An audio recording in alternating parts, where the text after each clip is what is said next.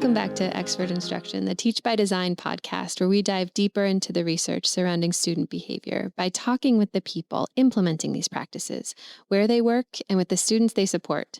I'm Megan Cave. I'm Danielle Triplett. It's now September, and school at this point for everyone, even here in Oregon, when we start very, very late compared to the rest of the country, is now in full session. Our kiddos are back. They are. Summer is done. I'm fine with it. My daughter didn't do any summer camps this summer. So she's in middle school. It's different, but she's home a lot and I love her to pieces, but I'm so happy. A routine back in the routine. I thrive in a routine. 100%. Like I am my best when I know exactly when I wake up, what happens next, the time that the kids are in school, when I come to work, when I go pick them up. I live for a routine. So it was time. Summer was good. Yep, summer was great. But I'm ready. I'm ready for an established schedule. Exactly. Well, today we are continuing our exploration of data as an element of PBIS, and we're really talking about the work that goes into using data in a meeting, and how you can infuse it into the decisions that you make and support the decisions that you make. It kind of guides us in that process. Right. And it's one of those things that we all do, even people whatever field you work in. Yeah. There's meetings you go to, you talk, you look at data, you do things, but right? It's not always great experience. It's not. It really isn't. Nobody really likes a meeting. And there's that old saying, like, this could have been an email. Oh, yeah. They have mugs that say that, socks and all of these things. The other thing that I'm realizing, Danielle, is that this is our second episode and we are covering. So the first one was data, which is as a word, it feels boring. And then this is meetings. Right. Also feels like, what are we doing here, you guys? I know. Remember last year we had one all about Starbucks and coffee? Like, what's that? When is the fun one? But I have to tell you, the guests that we have coming on to talk about these things that seem mundane are so excited about this work that they're doing that they actually create some excitement in me, and some curiosity in me on how I can improve the things that I do here at work and how we can share those practices with you all. Absolutely. Yes. Absolutely. I mean, I just have so much respect for Erin and hearing her, you'll listen in, folks listening, but the work has been going on a long time. This is really a long-lasting project, that's just not typical in our field. We see things come and go and ebb and flow, and this is something with real staying power. That's right. Danielle mentioned our guest. Her name is Dr. Erin Chaparro, and she is our colleague here at ECS. She's a research associate professor here at the U of O. She's a principal investigator on a grant. It's called Team-Initiated Problem Solving. And TIPS. That's what we call it. And it's a process that she's going to tell us all about. She's also a co-author of a book called Assessment in Special and Inclusive Education. Erin has been a person that we've worked with for a really long time, and she took over this project from Dr. Rob Horner and colleagues of ours that she shares everybody's name, gives everybody credit. But Rob was our guest in August, and she has taken over this project. And like Danielle said, it's got legs, this thing.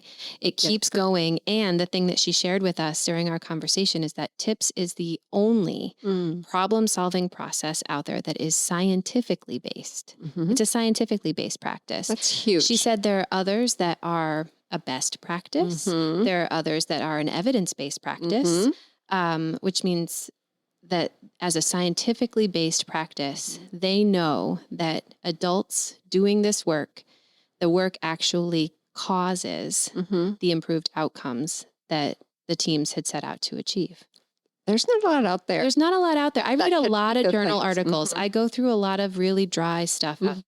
And there's a lot of folks that'll say, if you do it, it's likely that you could maybe possibly see this thing, right? The people are, you're hard pressed to find someone that will say, if you do this, then that. Yep. And that's what they're saying. Right. So TIPS is real, man. It's great. It's great. Well, one of the things that stood out for me in this episode that I was reminded of, and that I've said forever, and I'll say it again, and that PBIS, the little secret, is that it's not about the kids. It's actually about changing adult behavior, because it's changing what we do. That is what impacts the students. And TIPS is such a great model for that. And listening to Erin talk, really, she explores that topic and tells us why that is, right? And what are some of those best practices that really affect change? And they're simple, you guys. These practices, the things that she's talking about are so simple.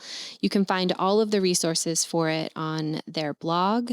We'll put a link in the description. You can also find a lot of these resources for free on pbis.org on the Technical Assistance Center's website. And if you stick around to the end of the episode, Erin will share how you too can get involved in this awesome work that they're doing. They're recruiting, you guys. They sure are. Their project is recruiting, and you can be part of this process and contribute to educational research, which is a huge deal. Great opportunity to contribute to research, but also do what's best for kids in your own school. For sure. Yeah. Listen in. Okay. Well, hi, Erin. You're back.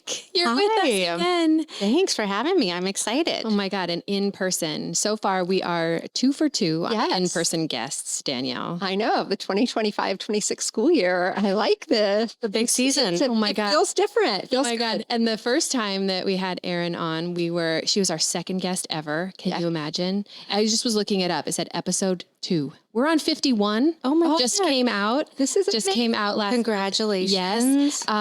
But you were guest number 2, and we were on Zoom, floundering, I'm sure, because Zoom was so new at the time. Oh my God. And you were teaching us all about how to have virtual meetings. Right. How to have positive, effective virtual meetings, right? I have to say, it's what a different world. Now we're here. We're here in person again. No, I love it. I know. Finally. Well, thanks for making the drive up and for joining us. Yeah, of course. Here.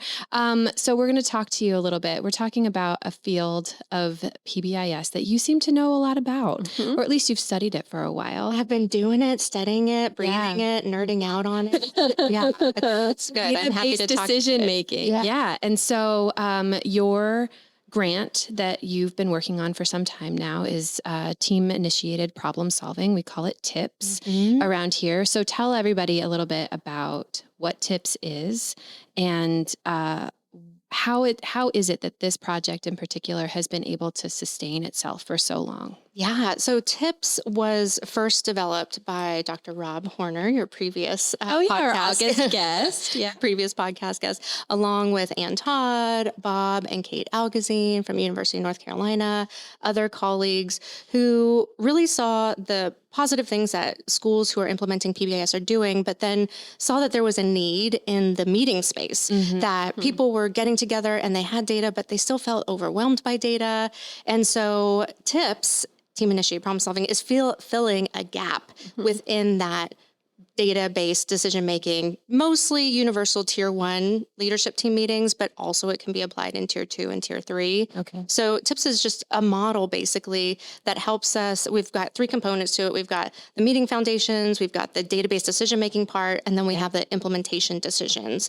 And so it just offers the structure to make sure that those team meetings feel good, effective, and that they actually have the desired impact on students that we want them to have. Incredible. We love it. We love it. You know, Erin, I want to share, because we talked about the longevity of it. And I know working with schools, you get in this cycle where you learn, like educators, they're kind of like, oh, here's this new initiative, it's going to come. And then we're just kind of sit in the back and wait and it's going to go away, right? Like that's kind of the trend in education. And TIPS is amazing because it does have such longevity across years. And I'm thinking back when I was a PBIS coach in Gresham Barlow, I mean, this was probably 2010, 11, and we were part of the study. And I had folks like Ann Todd and come to coach our schools and collect data. And I also noticed that in the schools we worked with that were using TIPS, it did make a difference. Like we had an impact. It was just really cool. So I'm just so proud of this work. And I think it just speaks to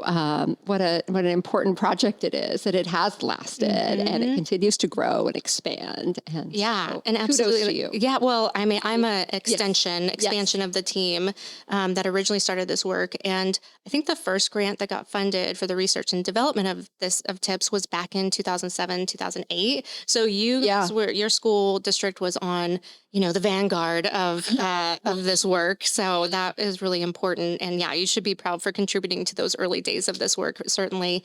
And then we've had a total of 3 grants. Well, actually, this is the 4th one that we have that just got funded last year. Amazing. And the unique thing about TIPS is, I'll say this, that database decision-making is very common, right? Anyone doing PBIS, MTSS, everyone's trying to do a form of it. And there's different models out there. Like, a lot of people are familiar with PDSA, Plan, Do, Study, Act, different problem-solving models. But TIPS is the only scientifically based database decision-making model out there for schools in the country today. So yes, so it has the highest level of evidence of any other database decision-making process out there. So there's others out there that have had some evidence. So they might be an evidence-based practice or just a best practice that is kind of the lowest level of evidence. But TIPS is a scientifically based process in that it's had 2 randomized control trials. The one that I have right now is the 3rd one. And because of that, Rob's study, the last one, actually was able to show that teams who are using TIPS have reduced out-of-school suspensions and reduced rates of office discipline referrals. So we're able to make that direct scientific connection between the adult practices in the team meetings, the action plans they're building, the solutions they're building, and then having a direct impact for the positive on students. I have to say, it's such a rare thing to find. I read these journal articles often for my job. Good for you. I need to and it's rare to find anyone who's willing to say that the thing that was implemented correlates directly to the outcome you receive. And even beyond correlation. So this is a causation that we can say because of the high degree. Never see it. Yeah. Right. Just never see it. Yeah. This is So pretty good. special. Yeah. Yeah, So really like is. what a great thing, and how accessible it is too, to be able to just like, all of the materials that you guys have been able to put out over the years have been so accessible to people who don't understand necessarily all the science and rigor that goes into this study, can do this in their schools. Absolutely. Yeah. And a lot of people do just by using the materials that are freely available on pbis.org. That's right. So most of it is on there that you can teach your team how to do it yourselves. The videos too. The videos. Yeah. that There's Megan videos. and I star in. There's videos. There's all kinds of stuff. Yeah. It's great. Well, a major component of TIPS is really, like you said, establishing those meeting foundations, right? The roles on the team, the norms of how the team operates, the schedule, all of those things. So can you tell us and our listeners, like, what really makes those foundational elements so critical?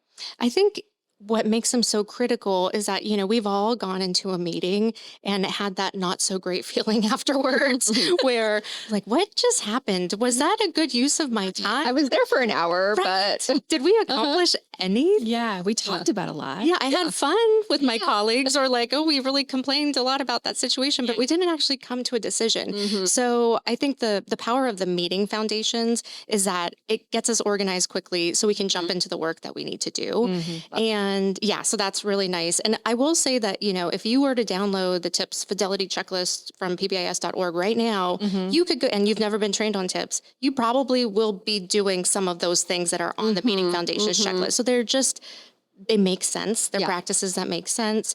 Start your meetings on time, have an agenda, come prepared, have meeting minutes, have roles established. Yes. So a lot of that stuff just makes sense, but it clears the way to just be able to get to the work and do the evidence-based decision-making process and develop the solutions to, impact the student outcomes. So it's so simple. But it's true. There are so many meetings that I've been a part of here in the office, even where we study how to have meetings. I don't believe it. None that you've ever been a part of. no, not Erin's meetings. No, not Erin's meetings. Erin's meetings are organized and efficient. But just even just the lack of an agenda, right? That we're getting together to talk about a topic, but there's been no real thought about how we're going to navigate through that to get all of the information so that we can end with a decision and who's going to do it and when. Exactly. So it's those kinds of foundational elements that I think we take for granted as something that we all take minutes. There's somebody who puts something up on the screen. It's projected, right? Yeah. There's all kinds of those types of activities feel so regular, but I don't know that we always do a good job of it. No. But tips helps hold folks accountable for those things too, right? I think that accountability piece is really huge, because without that, it can be just talking in circles about the problem rather than moving forward to solutions. Can you say again, what are those foundational elements? So there's 6 different meeting foundations. Okay. And so there's like, do you have clear roles and responsibilities? Okay. Do you have a set agenda? Does that, part underneath that agenda umbrella does the agenda and the meeting minutes from the last meeting, are those available at the current meeting? So you can refer to what the discussion what you was. did last time. Right. Yeah. That's helpful. Yeah. We have so much in our brains. We can't keep everything at the forefront of our minds. So we have our meeting minutes. We also have someone with administrative authority on the team. Oh my gosh. So that's a requirement as well. And that because of the roles and responsibilities is also part of the meeting foundations, you want the administrator to just be an administrator and not to also be the data analyst and also be the facilitator. We actually want that distributed leadership so that you're building capacity, and it's not just the leader telling the team what needs to happen, but that everyone is involved in the process. Yeah. So smart. Yeah. So smart. Yeah.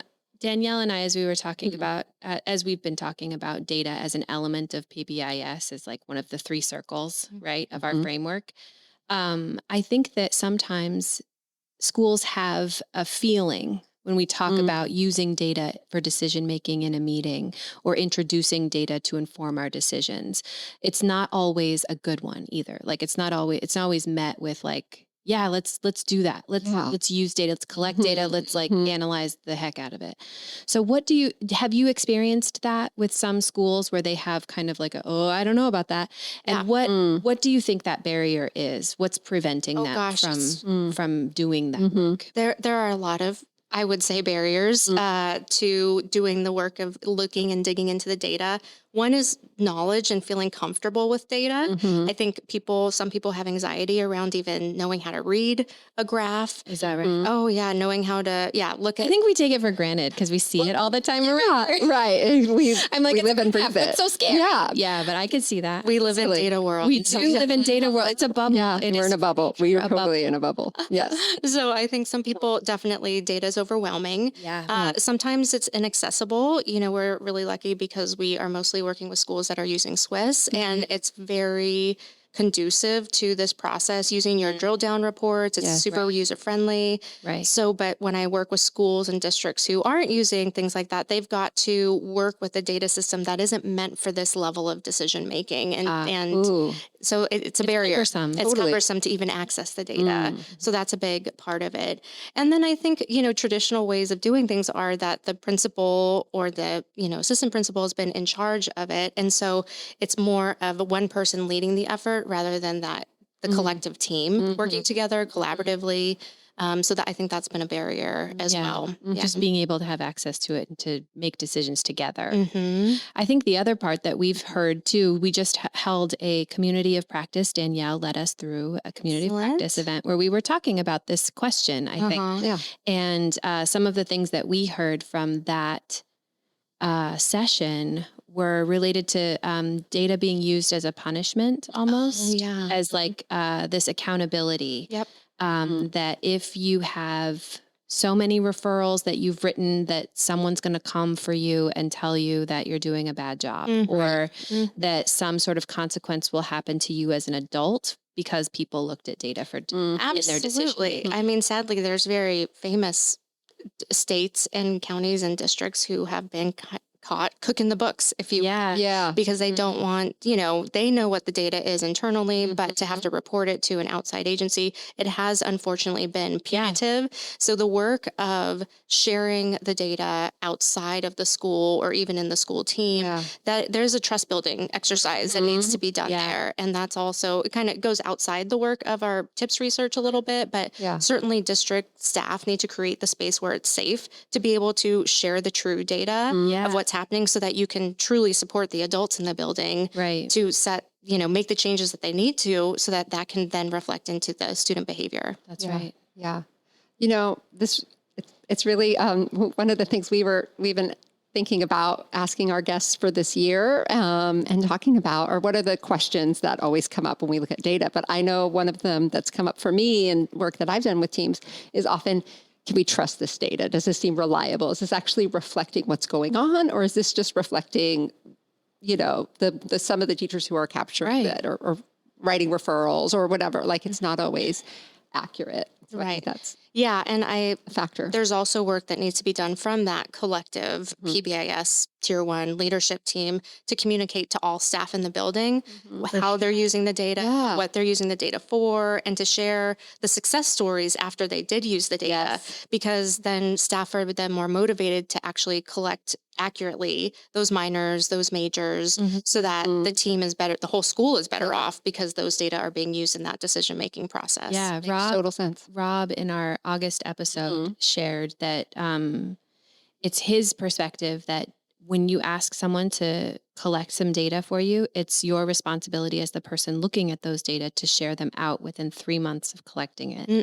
And when he shared that decision rule, it made a lot of sense to me because we've talked about too before in previous episodes where as parents we're asked to take a survey about some policy in our student's school or in the district or something.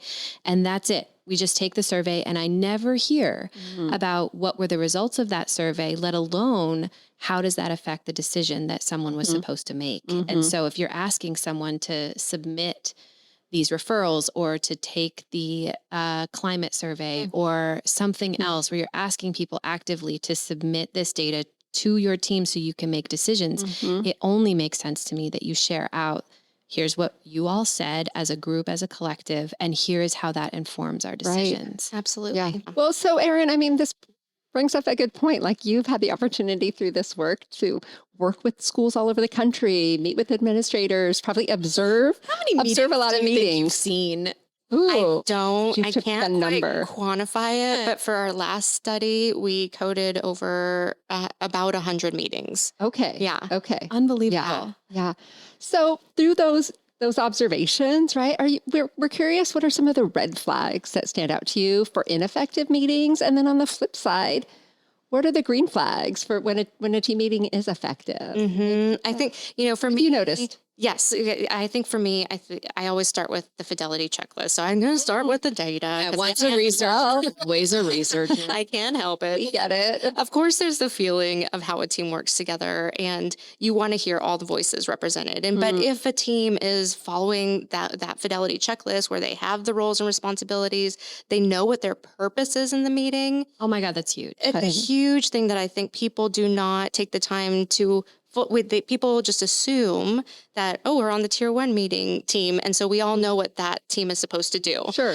And so, but it is a worthwhile activity, especially at the beginning of the school year, to go ahead and clearly define what the Tier 1 team purpose is and what the purpose of the Tier 2 team or intervention assistance team, student study team. Everyone needs to be really clear on what their purpose is and then how those teams communicate between each other. So I think when I walk into a meeting, if there's only one person talking the whole time, then we clearly haven't done a good job of making sure that everyone feels a collaborative, part of this work together. So that's a big thing. So by having those roles and responsibilities as a part of the fidelity checklist. So I see that as creating the positive environment that you want people to have so that when they're leaving the meeting, they feel accomplished because they came to the meeting, they did what they said they were going to do. They're following up on what they said they were going to do last week, and they're seeing how that is making a difference with the students. Amazing. Great. And then so that's what so if they don't have that. If they don't have that, and for me, obviously, if they don't have data. Yeah. If they don't have data, that's a huge issue. Yeah. That's like the bottom, what are we doing here if we have absolutely no data? And we're just talking about have you noticed that it seems like kids are pushing each other in line, but we don't have actually it's actually happening with the 4th and 5th graders as they're transitioning through the hallways in between lunch and recess. Right. And it's 10 students and maybe, if you have a whole, and they're doing it for peer attention. So we're function-based thinking. Yes. Yeah. So without the data, it's really hard to come up with a plan. Yeah. And then for that plan, you're lowering your chances of that plan being effective if you're not starting with the data. Yeah. I I'm thinking as you're talking about this, we were just mentioning how not everyone is super comfortable looking at data. Mm-hmm. And so one of the roles that you've talked about is a data analyst role. And so what is that person ultimately responsible for when they come to the meeting? Are they doing that work of like getting to that precise statement, or are they getting broad strokes, or like how much does it take to be the person that's like, I'm bringing the data today? Right. I've got my login. I can log into the system. I know how to log in and see it, but I don't know what I'm doing after that. Yeah. How far into the weeds does that person get, and how much time does that take ahead of the meeting to get prepared? As part of the tips process, you do want the data analyst to prepare before the meeting, for them to have a chance to look at the data so that they are coming to the team with some ideas of some areas that need to be, an area of focus. Yeah. And so part of the tips process is defining a precise statement. And that's where we talk about the who, what, when, where, why, and how often of the behaviors of concern. And that data analyst is supposed to look at that data before they come to the meeting to have a sense of it. Certainly when you get to the meeting, team members can say, hey, I noticed. I'm actually more curious about this. Yeah, exactly. That a team member could bring, and that can get added to the agenda, certainly. But then before the meeting, the data analyst, and maybe the data analyst has spoken with the team facilitator. Yeah. And they're going to talk about it a little bit, and they're going to plug in. We have a team tips meeting minutes template. Yeah. And so that's also available on pbis.org, and we've just updated that. So if you download that, we've got a little new version, check it out. A more modern version from the 20. It still says 2016 on it, but know that it's actually 2025.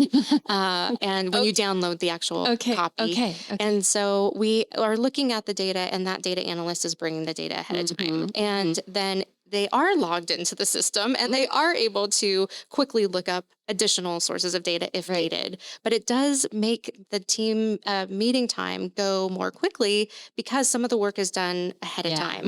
And so, and personally, like I sat on a team at an elementary school, a tier 2 team, where we were using tips, and it was a before school meeting, which is always a little rough for me because I'm not a morning person.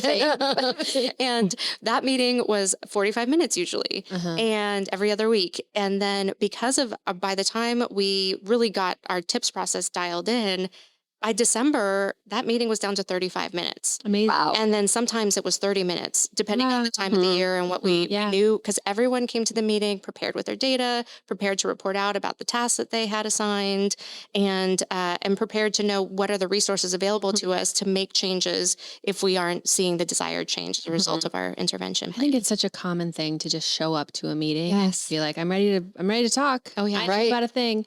But that preparation that you're talking about, I've been a part of and have been the person to do some of that legwork ahead of a meeting.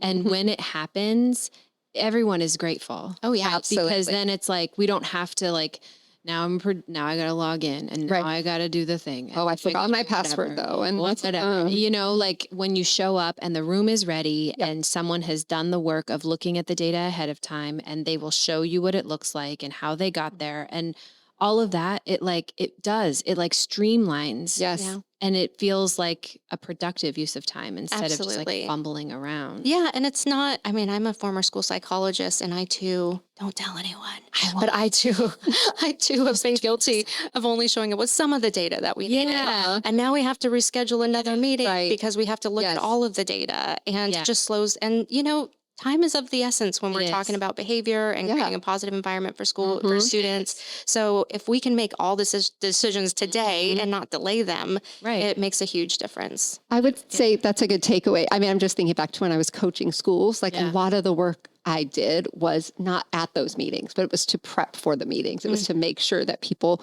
had roles and responsibilities, whether they were using tips or not. But it's just getting ready for it. The same as a classroom teacher, right? Like I can't just show up and be like, okay, we're going to do math. Like I have created lesson plans. I have thought about that. And so it's kind of the same mindset from a teacher to do these meetings. Yeah. It's a lot of the prep sets you up for success. Absolutely. And then the team is able to do the work of creating the solutions together. Yes, exactly. And that's the collaborative approach. Whereas the digging in the data might not be everyone's cup of tea. So it's good to take that off of some people's plate and just use your time as efficiently as possible when you've got the whole team gathered. As someone who does like to look at data and has helped people to like interpret it, are there questions that you like to ask whenever data come across your, well, I guess your screen at this point? It used to be like slide it across the table or whatever. It's all But when you see now. a graph or someone's trying to present you information, are there questions that immediately come to mind most of the time? I always start with what's the purpose that we're, first of all, what's the question we're trying to answer with these data? You know, are the hallways safe? Well, if I only have the cafeteria data here, like that's not going to help me, you know? So to give a very odd example, but yeah, do I have the right data to make the decisions I need to make? So we have to start with the question we're asking even in the first place. Or do we only have the kindergarten data available, but actually we were going to focus on the upper grades today? Oops. Yeah. So just starting with what's the purpose. And then at some point, you know, in education, I think nowadays, frankly, people are drowning in data. There's so much data out there, academic, social emotional, behavioral. And so we need to be really clear about which type of data we're using for which purpose and at which meetings. And frankly, are there sources of data that we don't need to collect because no one's actually using it?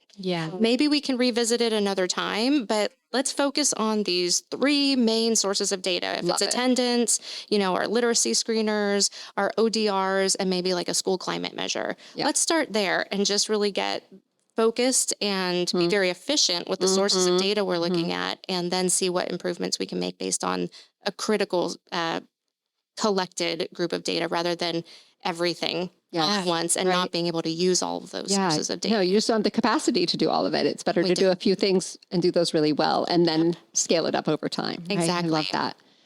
Okay, well, let's switch gears because we've learned a lot about the meeting foundations and these pieces and using data. But how do we get from looking at the data to really developing solutions, right? Like, how do we define the issue we're talking about with next steps? What are those steps, or where do people start? Yeah, so we have, you know, a 6-point process. That's what makes. You got to push your glass. I know, I do. Yeah, you all couldn't see it, but I was doing it. We have a 6-point process to go through our database decision-making process, and that's what makes TIPS effective, frankly. So meeting foundations is great. It helps make everything run smoother, but where the magic happens is in that database decision-making process. So we start with defining the precise statement, as I said, the who, what, when, where, why, how often. We identify a goal for change. And this is something that a lot of teams skip over. Even in teams in our research who have been trained, only about 30% of them will really work on the goal for each and every one of their intervention plans or solution plans. So that's something to think about. And we do SMART goals, which I know many people have heard, but measurable, you know, realistic, timely. So all of that part of the goal is embedded in there. And then we focus on identifying the solution. So what's the intervention plan? And the solution is where I think, again, the TIPS process gets a lot more specific than most people are used to. So when a PBIS team is focused on building an action plan, a lot of times we lean back on things like booster sessions to reteach the school-wide expectations. And we'll do that for the whole school, maybe even though the issue's only at 4th and 5th grade or, you know, kindergarten. So with the TIPS training, we ask people to think about the solutions, interventions more holistically and multifaceted. So we say, you know, what's a prevention strategy you can use? What's a teaching strategy, like a booster, you could use? What's the recognition system that you're going to use for this? So you could have all 3 of those. And also, what's the feedback that we're going to give to students who aren't, you know, in board and online with this, with the new way we're doing things. So you're looking at not just doing one of these strategies, but how can we do multiple aspects of these strategies? And maybe different people are going to be are responsible for different aspects. So like someone who's got lunch duty on Wednesdays, they're the ones who are responsible for the recognition and positively acknowledging students who are, you know, not, you know, pushing other kids in line in the cafeteria line. Whereas the classroom teachers are the ones who are going to practice with their classrooms again before how we go into the cafeteria, you know, what those expected behaviors are. And then maybe there's at the school-wide level, there's going to be an announcement, you know, every Monday, Wednesday, and Friday about like the classroom that did the best job of cleaning up in the cafeteria afterwards. So it's not just one single approach, but it's giving those interventions a really rounded, dynamic, multifaceted approach. Well, and I think the nice thing about this too is that it's not too burdensome for any one, for just classroom teachers. Like they're the ones that have to fix it all, or just the principal has to fix it. Right. So this way it's, again, everyone is included in that process, and you are tying it to what you think the function of the behavior is. Yeah. So we can't forget that. So, you know, if it's like to gain peer attention in the cafeteria that this stuff is happening, then we're going to teach the kids what are more or different ways to positively get that peer attention when they're standing in line at the cafeteria. You know, what I was thinking when you were explaining this too was that it's really getting everyone on the same page. And that's what, as like when I was a teacher and our school was implementing PBIS, I was drawn to it because I felt alone in my classroom, right? And this was like, oh, we're all going to be on the same page about what's expected at our school. We're doing it together. And so it takes the weight off one person's shoulders, or it's not like, oh, the lunch duty person, well, they're in charge of lunch, so good luck. It's like, they're waving their hand like, help, please. Like, we're having announcements. So the kids are getting, and the adults in the school, they're all hearing a consistent message about what the expected behaviors are, what we're all about at our school, and supporting each other in that. Like, that's huge. Yeah, absolutely. Yeah. So I kind of think of TIPS as like an up-leveling of PBIS. So it just layers. Okay. It just kind of layers on to PBIS. So I think it's a great thing to focus on too, if your school has been doing PBIS for a while and maybe people are just feeling a little bit static, you know, maybe need a refresher that TIPS is a really nice practice to focus on, just to feel like you're refining and dialing in your already great and established practices. Well, that makes me think though, for folks listening. So does a school need to be implementing PBIS to use TIPS, or do they need to be doing it with some level of fidelity? Like, who's this for? That's a great question. So you do not have to be implementing PBIS in order to use TIPS. And in fact, we have a lot of partners across the country who work for different agencies, early childhood settings, youth centers, all sorts, even adult rehabilitation centers that use TIPS as a part of their system-wide database decision-making process. So it's really diverse. With some states, Pennsylvania, shout out to our colleagues with Patent, they've done a great job of adapting TIPS to be used for academics as well.